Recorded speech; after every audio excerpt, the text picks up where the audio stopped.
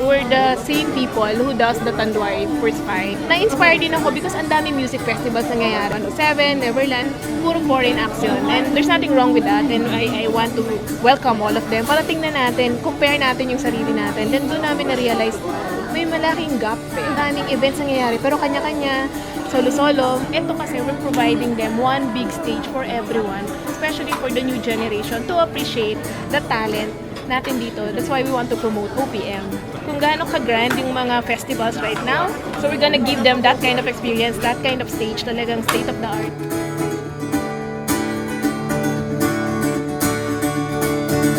Nasaan ang talino mo? Diskarte ka munang balo, apatan ang lahat ay pabago.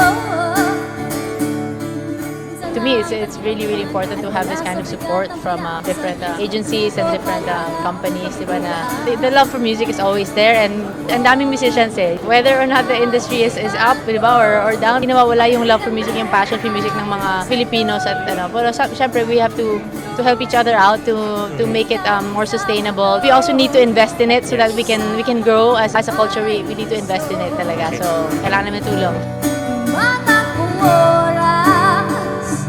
Gising ka, bumangon na, bakit hindi na ikaw ang biktima?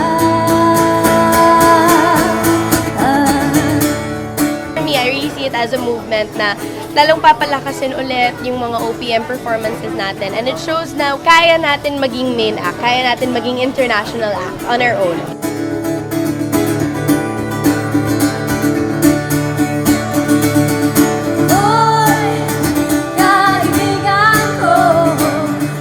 Kasi ang tendency kasi natin, ina-idolize natin yung hindi dito.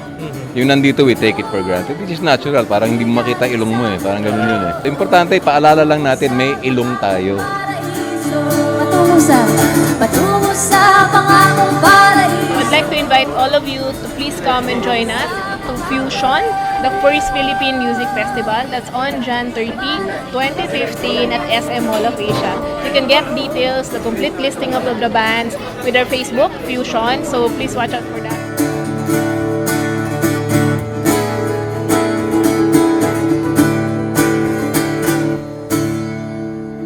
Thank you, everyday. Maraming salamat.